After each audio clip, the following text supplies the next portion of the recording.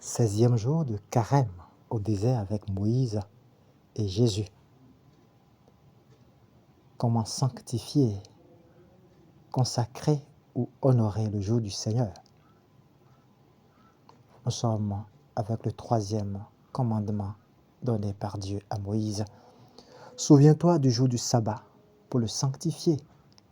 6 jours tu travailleras et tu feras tout ton ouvrage. Mais le 7e jour est un jour de sabbat, le jour du repos, en l'honneur du Seigneur ton Dieu. Exode 20, versets 8 à 10. Le repos est prescrit par Dieu en mémoire du 7e jour de la création où il s'est reposé lui-même. C'est à l'honneur du Seigneur que ce jour est dédié pour l'homme. Ce jour prend la couleur d'une action de grâce. Lui, l'héritier de la création, mais aussi la seule créature voulue par Dieu pour lui-même, à son image et à sa ressemblance. En l'an 33 de notre ère, à la veille du jour du sabbat, Jésus, l'agneau du sacrifice, fut crucifié et mis à mort à l'heure du sacrifice du soir. À cette heure de ce jour-là, veille de la Pâque juive, célébration de la libération d'Égypte, on immolait en effet des agneaux dans le temple. Jésus, tué comme l'agneau du sacrifice par les sacrificateurs du temple, racheta le monde du péché par son sang sans tache. Dans l'ancienne alliance, le grand prêtre tous les ans entrait dans le sanctuaire en offrant un sang. Ainsi, le Christ s'est offert une seule fois pour enlever les péchés de la multitude sur l'autel de la croix. Hébreux 9, versets 25 et 27. En se livrant pour les péchés du monde, il s'offrit à son Père pour la nouvelle création du monde rachetée du péché. C'est dans sa résurrection, 3 jours après sa passion et sa mort, que l'Église célèbre la récréation du monde par le Verbe de Dieu, par qui et en qui le monde fut déjà créé. Le jour de la résurrection est la victoire de Jésus, le nouveau Moïse, sur l'esclavage du péché et sur la mort. Jésus est ressuscité d'entre les morts le premier jour de la semaine, dit Saint Marc au chapitre 16, verset 2. En tant que premier jour, le jour de la résurrection du Christ rappelle la création accomplie en lui et par lui.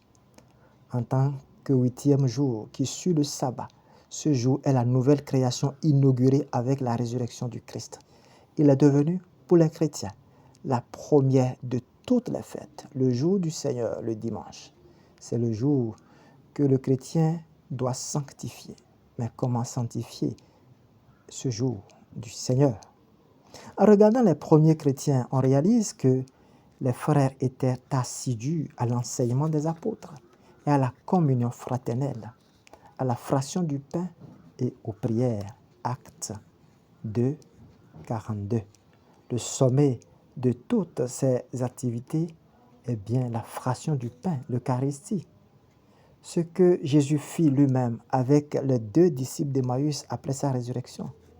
C'est la Sainte Seine commémorée par Jésus lui-même, le cœur de la vie chrétienne. Saint curé d'Ars, Jean-Marie Vianney, nous exhorte à manger le corps du Christ et à boire son sang avec avidité et empressement. La nourriture de l'âme, dit-il, c'est le corps et le sang d'un Dieu.